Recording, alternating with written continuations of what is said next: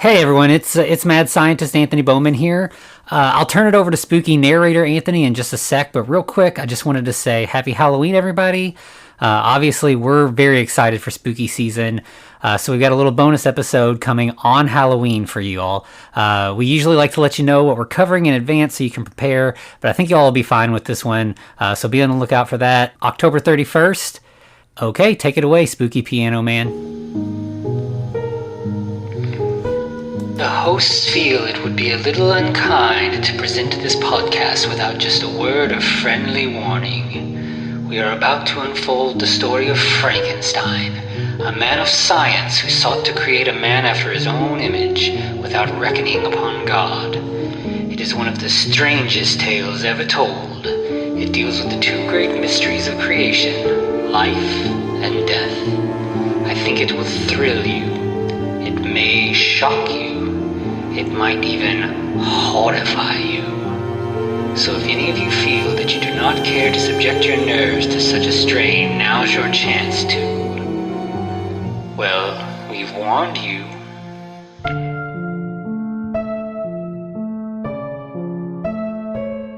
Welcome once again to the Frankencast. I'm the mad scientist Anthony Bowman. My pronouns are he, him, and I'm joined as always by...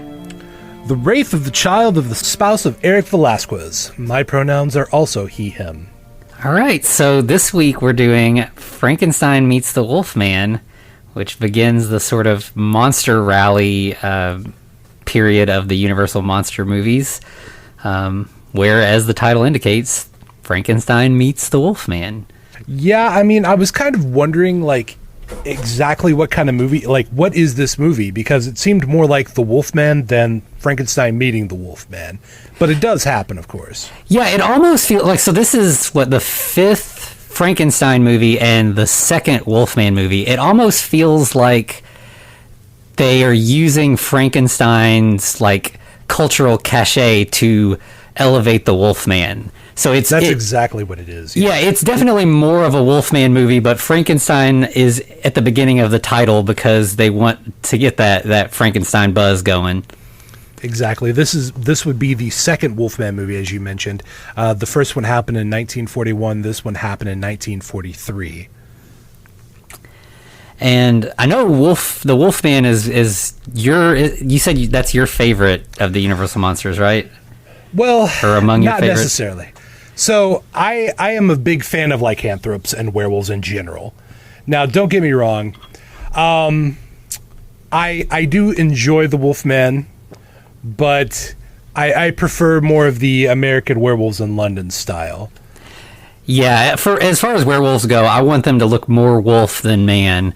Exactly. This, honestly, not to down the makeup of this generation, but it's basically a guy with bad attitude and hypertrichosis.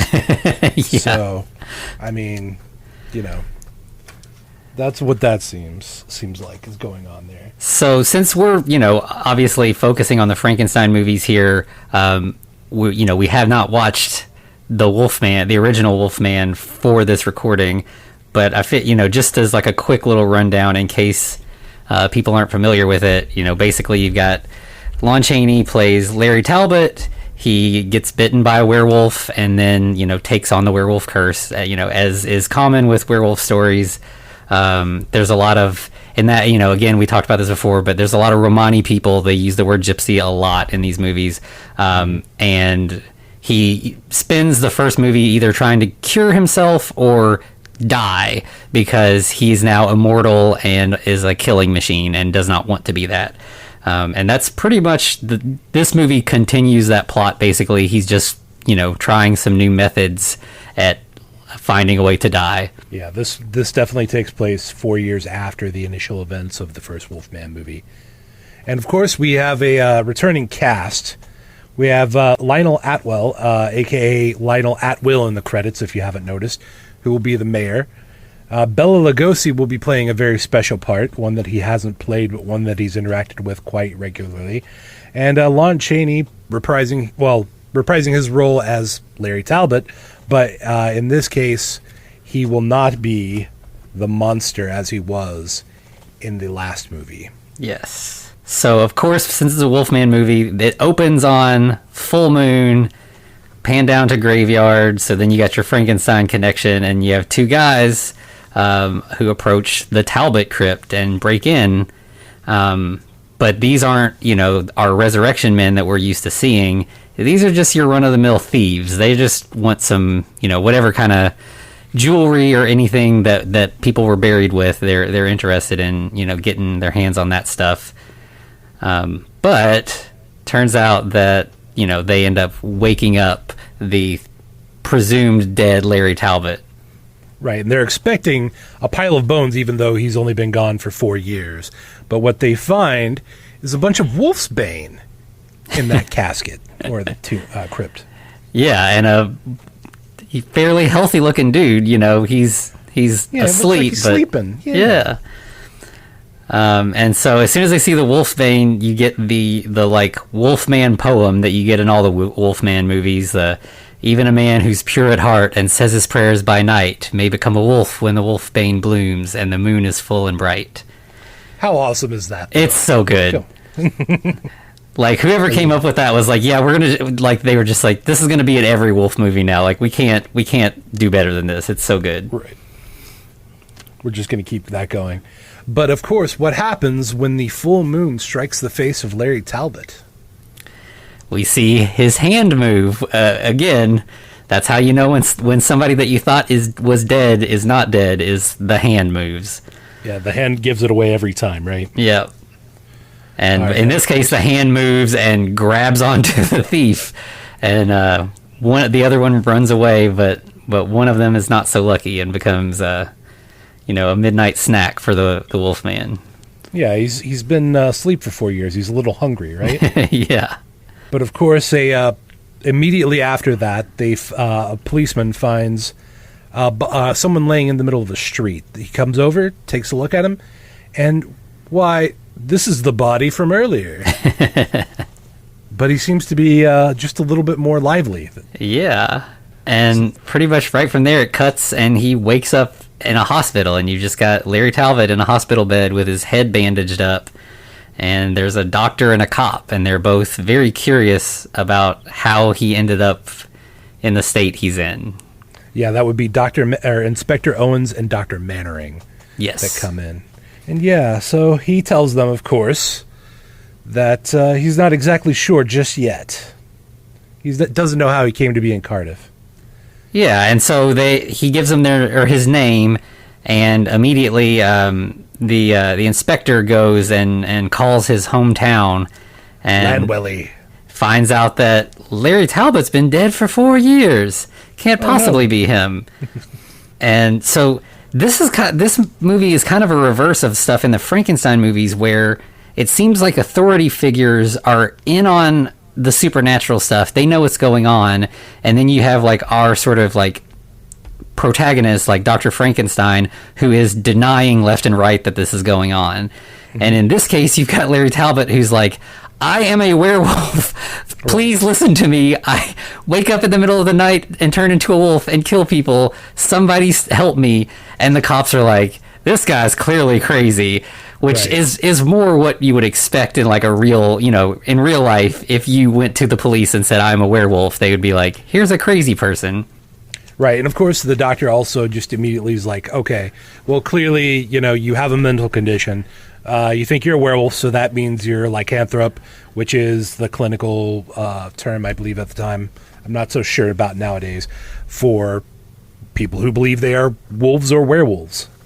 Yeah, I think that may still be the term. I think it might be like in the, what is that, the book, the DSM? Yeah, let's see, lycanthropy. Yeah, I believe I know what you're talking about. It's the clinical book of diagnosis. Yeah, like the mental health book.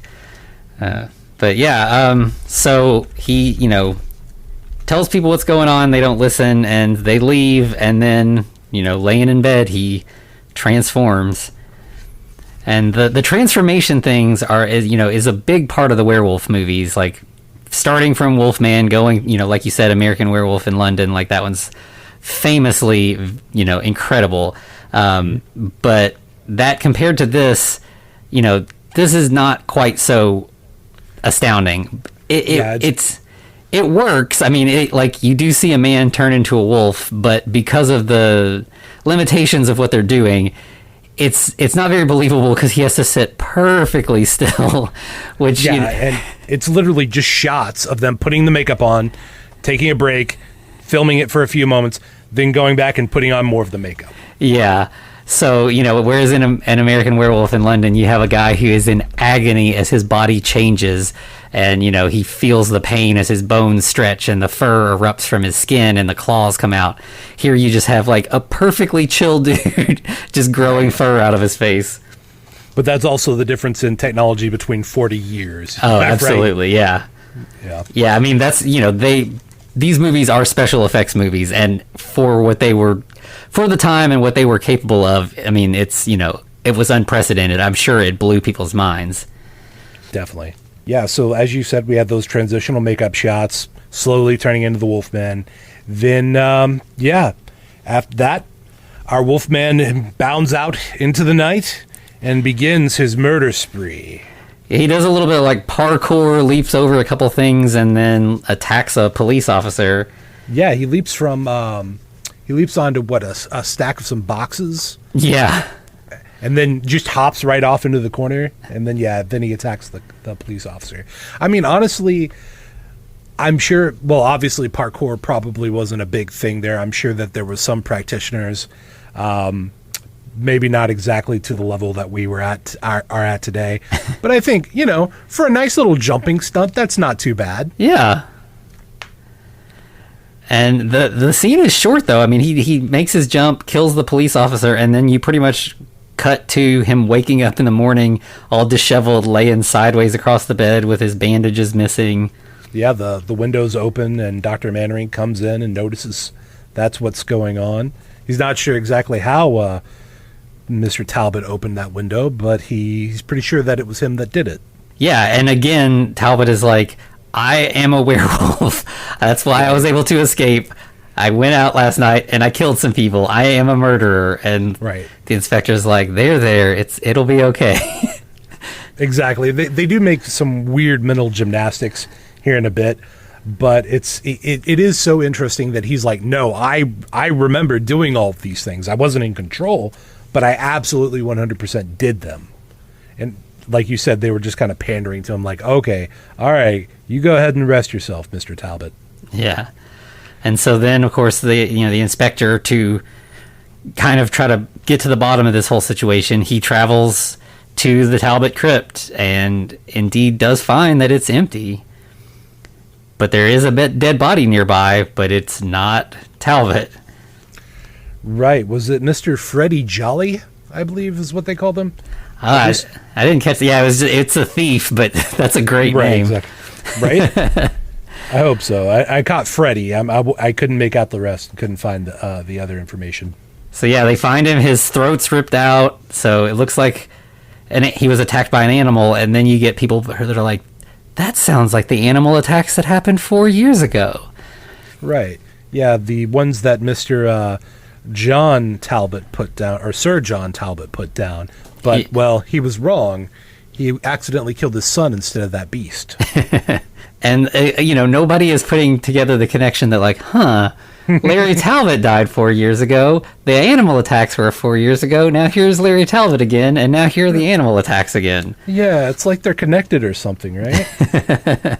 Yeah, so then they decide to take a local police officer back with them to Cardiff to, identify Larry Talbot. Because they find a picture of Larry Talbot, and it's like, that sort of does look like the dude we have in the hospital. Maybe they're related or something. So they bring the sergeant from his town back. But of course, when they get there, Talbot has escaped again. He's torn off the straitjacket with his teeth. That's amazing. They don't show that, but that's exactly what they say. I mean, what a great scene that would have been if they were able to film that and put it in. Yeah. And of course, again, they're just like, I guess this crazy guy was just able to tear this straitjacket off with his regular human teeth. Human teeth, yeah. Something that no other person has been able to really do. Yeah. All right, but then we enter the Romani camp, where Larry's looking for his friend Maleva. We'll find that out in a moment. Yeah. And so Maleva, she was in the previous movie, so she's the mother of the werewolf who bit Larry Talbot. So he just wants her. He's like, since you know about this stuff, can you please kill me? And she's like, I can't kill you, but I can like watch over you, and maybe I can help you find a solution. Right. Coincidentally, I believe her son was played by Bela Lugosi. Oh, yes, I think you're right. Mm-hmm. So there's another connection, another through line for all these movies.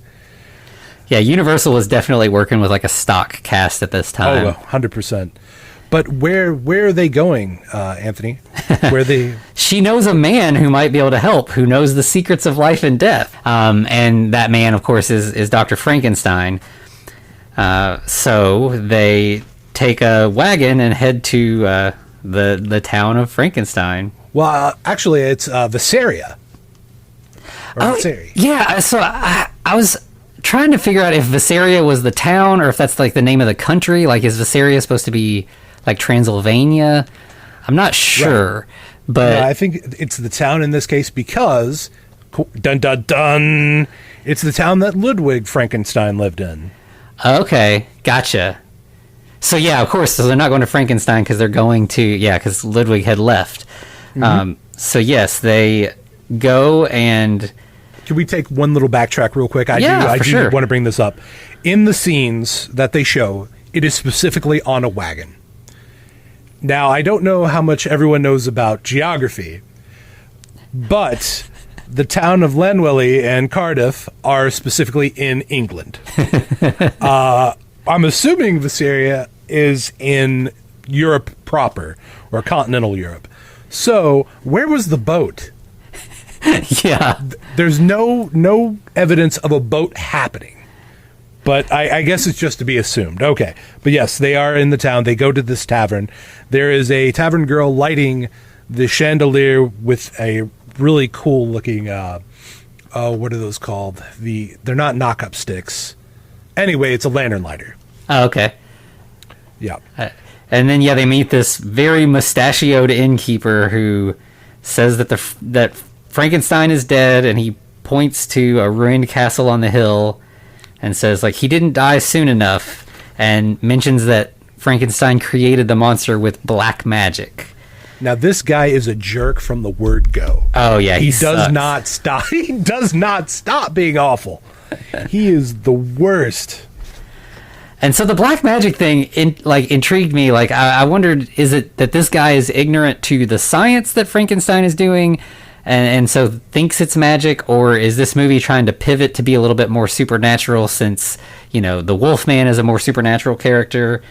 It's only mentioned once in passing, so it may not really amount to much, but I did notice that was a different term used for what Frankenstein has done. Yeah, 100%. I mean, I think in this case it is the blending of magic and science. That's what we're starting to see, especially in this movie. But, yeah. I mean, he's kind of a low-level peasant, and he's not one that really thinks too far ahead, as we'll learn eventually. But he does come up with plans. They're not great. Yeah. So, finding out that Frankenstein is dead, Talbot's all upset. They go to leave in the wagon, but then he runs away in the full moonlight and again transforms. And like this one's a little better because he's in the woods, but he's still just kind of like leaning up against a tree and growing fur. Right. Bit by bit, right? So yeah. Like we said earlier, it's the transitional makeup effect where it's, okay, we're putting on the makeup. All right, film this for a little bit. All right, we're putting on a little bit more makeup. Here we go. All right. Yeah. But then we have a scene that's very reminiscent of the first Frankenstein movie. Yeah, you get your angry mob. They find a dead villager. The tavern girl specifically. Yeah. And people are like, but Dr. Frankenstein and his monster both burned up. We buried the bones. But are we sure they were the monster's bones? Right. And so there's a lot of like haziness about the timeline that starts to come up here. Because it's kind of unclear which Dr. Frankenstein they're talking about. And, because, it's just sort of hazy. I guess Ludwig did burn up in the, the hospital or whatever. So it theoretically could make sense that they're specifically talking about Ludwig the whole time. Yeah, but they do talk about him creating the monster and how he was the progenitor. Yeah, like there are points where they're like it's hard to tell if they're talking about Henry or Ludwig, or maybe they think it's the same person, or they don't know.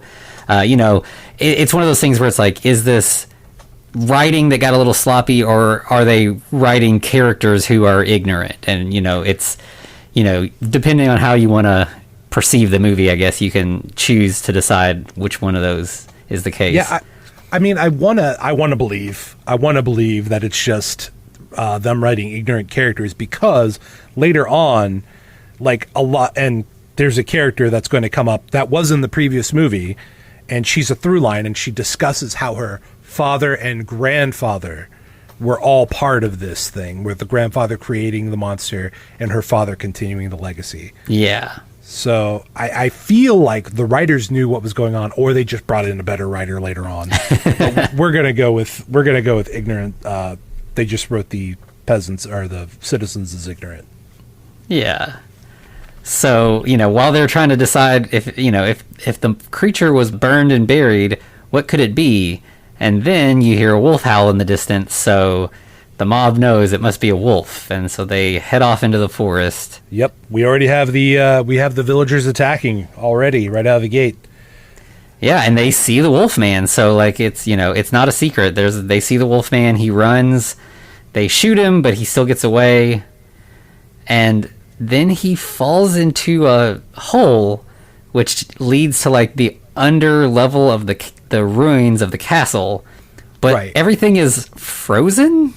Yeah, that's really weird. Initially, when he fell in, I was like, "Oh, this is ash.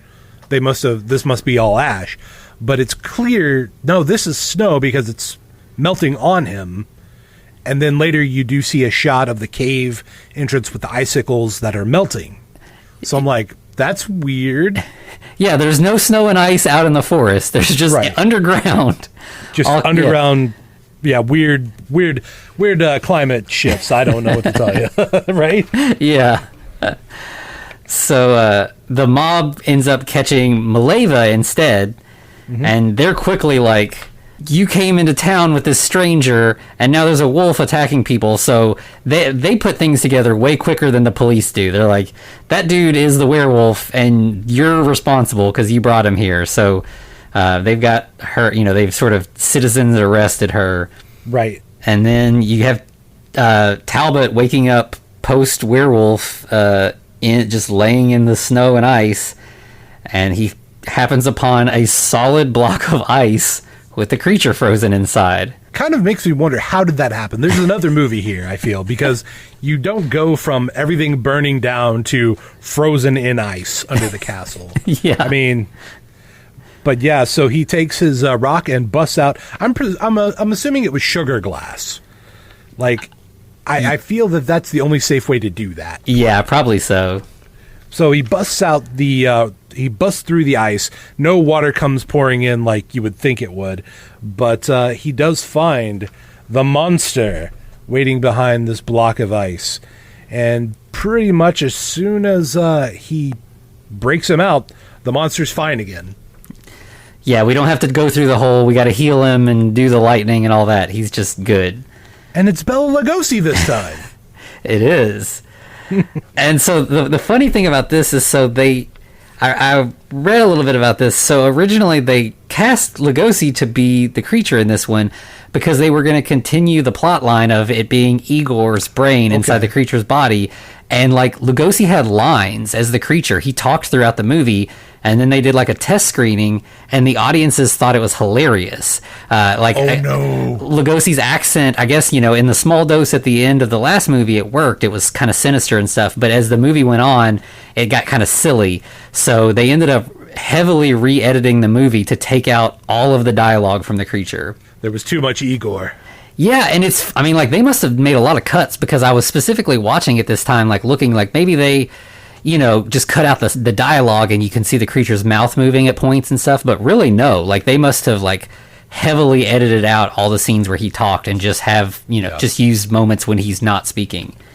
Yeah, there's literally just grunts and groans, and that's about all we get as far as that goes. And once again, they went to, I mean, I guess it's because, going back to what you were saying, they were kind of referencing the previous movie where his eyes had failed him. But throughout most of this, his eyes are closed. Yeah, and he's walking around with his arms outstretched, which is, we see, you see that a lot now, that's just like this awkward way that Frankenstein and also zombies tend to walk. But like this one, there's a reason for that. It's not just like a weird quirk of these creatures. It's like he's a blind person reaching out to see what's in front of him, as a blind person would do. Like right in the previous movie, his body rejected his eyes, and that was his big foible at the end, right? Right. So yeah, they never really talk about it, but like if you watch this movie with the awareness that like the creature is blind this whole time, it kind of shows you, it explains the behavior a little bit. Exactly. But yeah, as they're walking, literally the monster and Mr. Talbot hit it off right off the bat. And again, we're searching for friends. Yeah, exactly. I mean, Igor and the monster already have their romantic interests already intertwined, so they are looking just for friends in this one. So yeah, and honestly, I was watching this, and I was watching Lon Chaney and Bela Lugosi literally walking through the background, and they're hunting for the diary of Dr. Frankenstein at this point. But I was thinking, wow, Bela Lugosi looks a lot shorter than Lon Chaney. And I was wrong. Apparently, that was a mistake on my part. There's only a 1-inch difference between those two. But Bela Lugosi was actually taller than Boris Karloff. And I was thinking for the longest time that Karloff was as tall, if not a little bit taller than Lugosi. He like lumbers over all the other actors he's in a scene with. Yeah. But he's still a shorter actual actor. Huh. And I thought that was pretty interesting that, regardless of height, the actual presence that they brought helped like loom over everyone else. And even Lon Chaney seemed like he was bigger than he was, even though he would be just an inch taller than Bela Lugosi. Yeah, there are a few scenes where like you see them next to each other and the creature is like noticeably taller than Talbot, and like I'd imagine a lot of those are like apple cart kind of or apple box things, where they like, I think they still do that in movies today. Like if you're doing a close shot and need to like have a noticeable height difference, just put them on a box, make them taller. And perspective and all that, all perspective shifts and all that. Yeah. So yeah, as they are looking for the diary, instead they find a photo of Elsa Frankenstein. So they have a lead now that maybe she might be able to help. Yeah, exactly. So in the next scene, we basically see them setting up. We have Elsa Frankenstein. She's being told that a Mr. Taylor is planning on buying her family estate, the one that she never visits anymore because, well, she was traumatized by the events of the last movie. But when Mr. Taylor comes in, he looks suspiciously like Larry Talbot. Yeah, Talbot's got, this is his, I guess, clever ruse to try to get into a room with Elsa. And as soon as the mayor leaves the room, he immediately drops the facade and is like, here's what's going on. I want your father's notes. Right, but going back to the mayor played once again by Lionel Atwell in his third separate role in this series. Yes. But he's gotten a definite upgrade. So he goes from just a constable or the lead chief inspector to a doctor, and then he goes from doctor to mayor. So I mean, that's definite upward career trajectory, Yeah. Yeah. So yeah, he asks for the notes, and this is one of the scenes that I was especially like. It sounds like they're talking about Henry as if Henry was Elsa's father. But again, we could take that Talbot doesn't know otherwise. So, and then, like you said, soon after she clarifies and indicates that her father and grandfather both were involved in this whole process. Yeah. And I guess it's probably they did combine the journals from Wolfe, Henry, and probably Ludwig ported it all over and just kept it in one big journal at this point. Yeah, that seems to be. But at this time, you don't get to see. So she says she doesn't have what he wants, and like kind of leaves it at that. But then the mayor shows back up and invites them both to their local festival. The villagers are celebrating. It's a wine festival, I think they say. Yep. Festival of the New Wine. Yeah. And so they both, Elsa and Talbot, agree to go. And then you get this whole elaborate, like, song and dance, like, literal song and dance number just in the middle of this movie. That was the wildest part, I think, of the whole movie. They just broke down everything and started singing a song. I think it's called Follow La Follow Lee. Yeah. And halfway through, like, or in part of it, they just, the singer is roasting the mayor, talking about how his belly's gotten so big and his chest is so small. Yeah. Yeah, it's like this, he's sort of this like bard almost. He like walks around and sings verses to everybody, and then there's like a big call and response where the town sings along and everything. And it was funny, like, you know, before that scene starts, the score has like a melody that's like from the song, and I was like, that sounds really familiar to me. Why do I know that? And then as soon as he started singing, I was like, oh, I know it from this. I remember this song just like in the back of my mind. And yeah, he kind of goes around from table to table singing to people, and then he gets to Elsa and Larry and sings. And part of the song is that it's all about life is short and death is long, so we need to live, you know, as much as we can now. It's, you know, it's a drinking song. Let's have wine and celebrate because we only have this short time on Earth, which, you know, is sort of contradictory to everything that's happened in all the Frankenstein movies and now these Wolfman movies where everyone has eternal life whether they want it or not. Right, and speaking of that, the bard does make the mistake of wishing that Elsa and Mr. Taylor / Larry Talbot have a eternal life. And Talbot flips out. He is not happy. He just stops the song, gets up, yells. He is not having it. He just completely rains on the parade of this whole like town festivity. I was like, why did you say that? Why would you suggest that I'm going to live forever? Right, it's like, it's a song, man. Just relax, you know?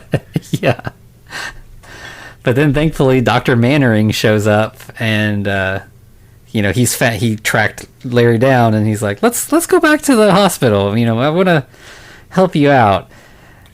And it's funny when he reappears, then you realize that like Inspector Owens, he's just gone now. Like he's out of the movie. Yeah. Yeah. So the doctor sort of, you know, he sticks it through the rest of the movie, but Larry's like, listen to me, like, just let's go talk about this. I need your help, but it's not with my mental state. I need you to help me die. Yeah, it's kind of morbid, but he's like, okay, we'll see what's going on here. He's still not bought into the whole werewolf thing, but he does name off all of the locations where there have been murders, and he's used that to track Talbot to this particular city. Yeah, so he's starting to see that, you know, whether Talbot's a werewolf or not, there is something suspicious going on, and it's causing a lot of deaths.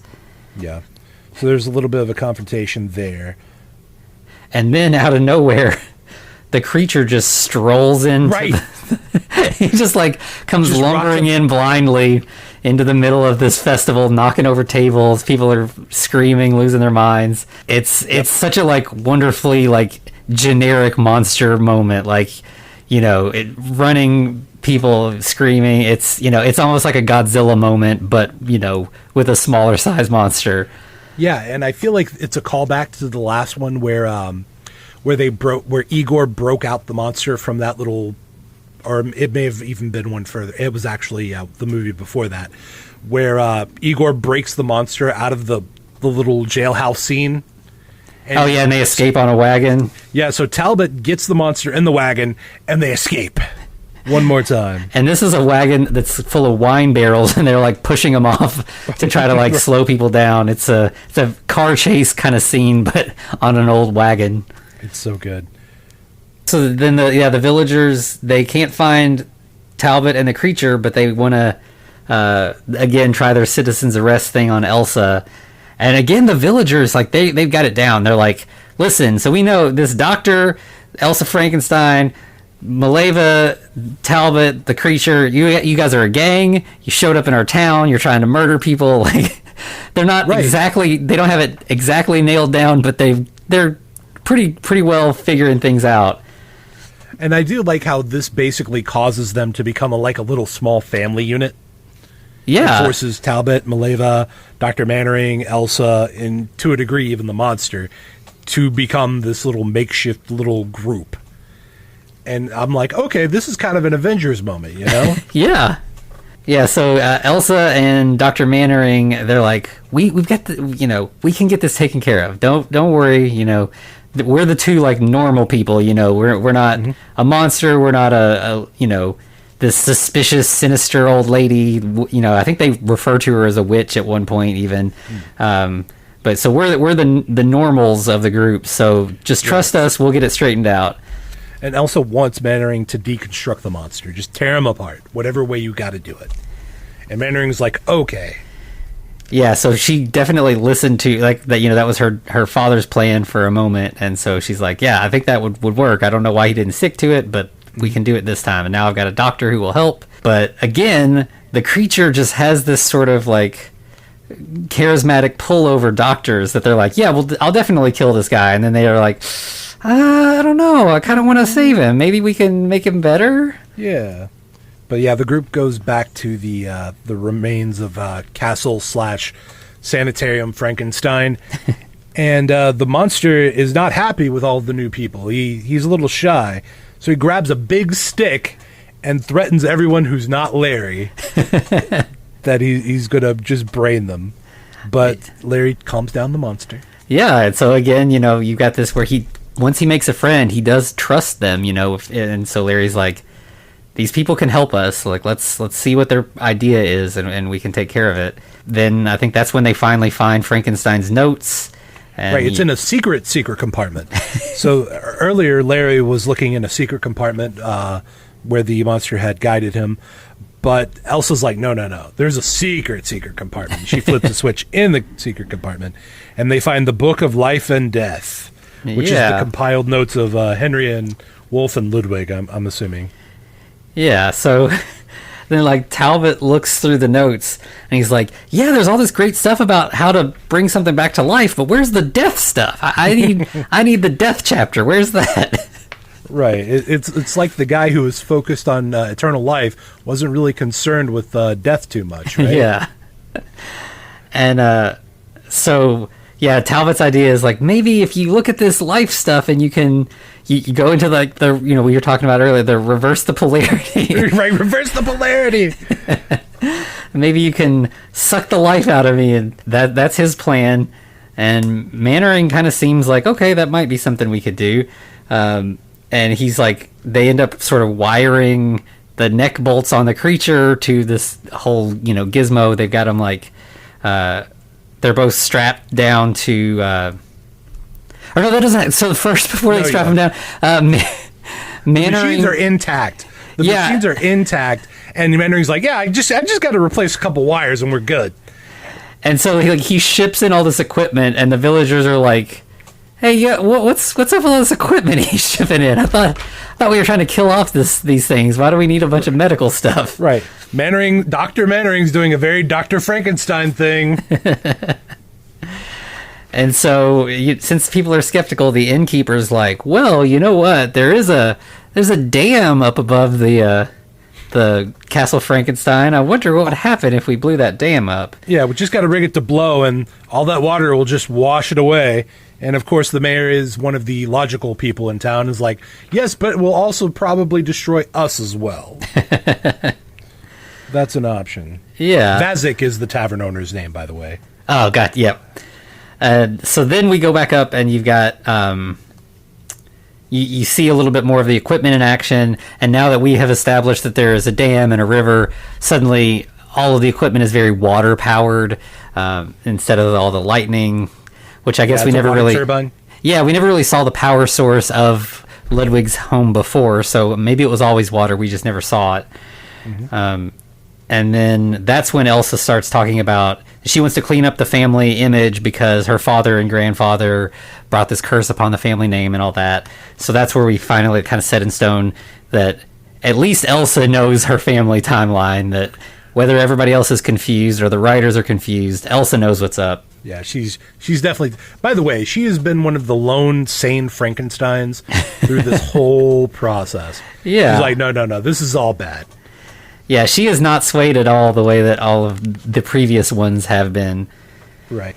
But so instead, Mannering is the one who starts to get swayed and is like, well, maybe we can do something about this.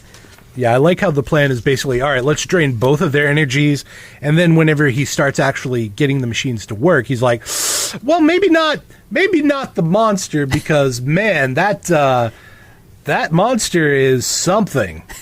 That could be the key to eternal life right there.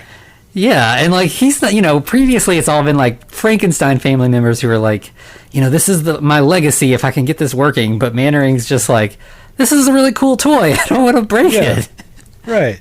I mean, it kind of makes you believe that it's the monster itself that has a well, I'm intending this fully, so don't groan too much, but it has a magnetic personality almost quite literally. Yeah.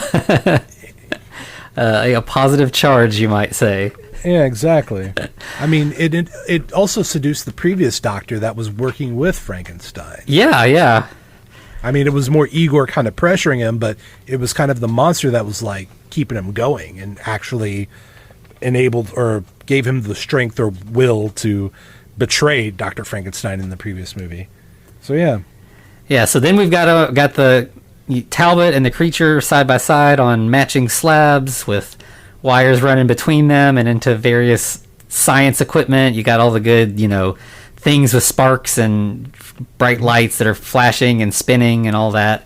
And, that stuff, it works. It's always fun. It's simple little, just little gadgets that they put into a big, probably foam panel or whatever, but it just always looks so cool. Oh, yeah. So good. And then you see the castle from the outside from the miniature, and it also looks really great, like with the dam and the water and everything. Like it's well put together. Like they have a whole elaborate landscape. It looks real nice. For a miniature, which it most likely is, it looks really good. Mm-hmm. So yeah, but as they're charging the monster for the first time in the movie, and actually the first time in a couple movies, the monster opens his eyes, turns to Dr. Mannering, and gives him a very Igor-like smile. Yeah, and so we see like like we've been seeing, lightning is going to save the creature over and over again. So the life force from Talbot may be the thing that's going to finally bring the creature fully back to life. But instead, Elsa strolls in, sees what's up, and starts throwing switches to try to bring this whole process to an end before it gets going. Yeah, and of course, in the middle of it, the full moon shines on Larry, leading to the transformation. The monster breaks free, and well, at that point, it's on. Yeah, then we got a lot of quick cuts back and forth because you got the innkeeper. He's up at the dam. He's messing with the TNT. He's ready to end things, and then you have this you finally have Frankenstein, or the creature Frankenstein and the Wolfman, not Larry Talbot, meet, and they fight, and it is awesome. It's actually probably, this was 100% what all the advertising was doing for the movie. They were like, watch the fight between Frankenstein and the Wolfman. Yeah, and it's so cool. Like they do a good job of like using the space. They fight everywhere. They're like knocking things over and climbing on things, jumping around. And yeah, I mean, I don't know if it is Lugosi and Chaney or if they've got stunt guys in the makeup, but it looks really cool. It's a very exciting fight. And I mean, it's really the first fight scene we've had in any of these movies. Right. It looks good. It sounds good. I mean, it sounds like they're tearing each other apart. I mean, there's obviously no blood, no guts, but I mean, I would believe that these guys are actually fighting. Yeah. 100%. But in the fight, of course, because we're nearing the end of a Frankenstein movie, the innocents, Dr. Mannering and Elsa, sneak out, get outside. And so, of Just course, as that moron Vazik blows the dam. yep. So then you got water rushing in, and again, like this, so you have the miniature from the outside, but then you also have the room that there's the two actors fighting in, and water fills that room, and it looks really cool. Like they're still kind of fighting and then getting washed away, and I mean, like, I guess water stunts, but like, it looks really, really cool. Yeah, so, but as the water's coming in, just before that, we do have the Wolfman climbing on top of some equipment, like he's going to do a flying kick or elbow drop on the monster before the monster just like grabs it and swings it. I don't know what they did, but it's like he just like swiped the equipment out from under the Wolfman, and the Wolfman drops, and then all that water comes rushing in. Yeah, I'm guessing that must have been done with wires and stuff, but it looks pretty cool.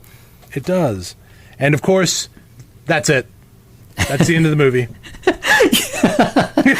Yeah, this one may be even more abrupt than the running away on the train in Son of Frankenstein. Because, it's like you see the water rush in, the river's destroying the castle, and then, like, the end across the screen in big letters. It's just like... Yeah, there's no resolution. And with all the water they're pumping through that miniature, the town is destroyed. There is no way. Everyone dies in this one except for Elsa and Dr. Mannering. Yeah, they're just... And you only really get to see them standing, off to the side for a second. Like, we don't get the heartfelt string swell that we get at all the other movies of them, like, looking on. It's just like a little quick little clip of that, and then, the end real big. So this is the least, like, saccharine happy ending we've seen so far in any of these movies. Right, and as you stated just a moment ago, the most abrupt. So this one had like a lot of whiplash. There's no resolution at the very end. I'm obviously assuming it's going to be in the next movie, but as of right now, everything's up in the air. Where is the monster? Where is the Wolfman? Where is the town? We won't know for a while. Yeah, and so next time we're going to get to add another monster to the mix. The next movie is House of Frankenstein, but I believe, I might be speaking out of turn here, but I believe that it's when Dracula comes into the mix in these movies. I believe you are correct. So that'll be fun. Now we'll have a three-way monster fight. Indeed. Exciting. All right, so to pad time out a little bit, I will say that this was probably the most exciting in a way, just because of the monster fight. Oh, yeah. And, like, I do like that it seemed like storytelling was evolving. So we can kind of tell from the first one all the way to now, there's a lot of continuity. So we have a through line through all of the movies, at least it's in references and statements. So there's that going in. I'm sure the Wolfman was scary at the time. As a matter of fact, I know he was scary for the time. Something that he's definitely lost a lot of. Same for Frank. But honestly, the big lumbering brute is still always kind of scary, right? Oh, yeah. So we have all of these the horror moments. We have the through line of the story. And then we have the exciting, almost blockbuster fight at the end. Yeah. This movie it's more of like an adventure movie. Like I feel like they're kind of finding their audience, and they're like they want to scare you a little bit, but they want you to have fun.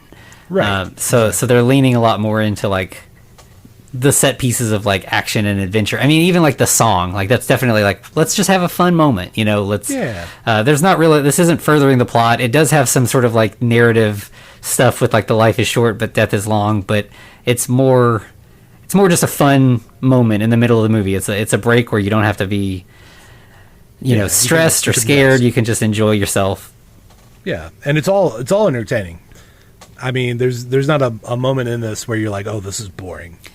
Yeah, and again, this one's pretty short, so like I mean, there's no room for padding. It's it keeps you moving real quick. Exactly. So I'm definitely excited for our next movie, our House of Frankenstein. That was alluded to in the first. So I can't wait to see that. Yes. So, yeah, I guess we will see you all next week with House of Frankenstein. To be continued. Looks like you survived another episode. The Frankencast is a production of FCR Media. It's hosted by Anthony Bowman and Eric Velazquez. Follow us on Twitter at The Frankencast, or send us a letter at thefrankencast@gmail.com. Our cover art is by Amanda Keller. You can find her at Keller Illustrations on Instagram. Our theme music is by Vivek Abhishek. Thanks for listening.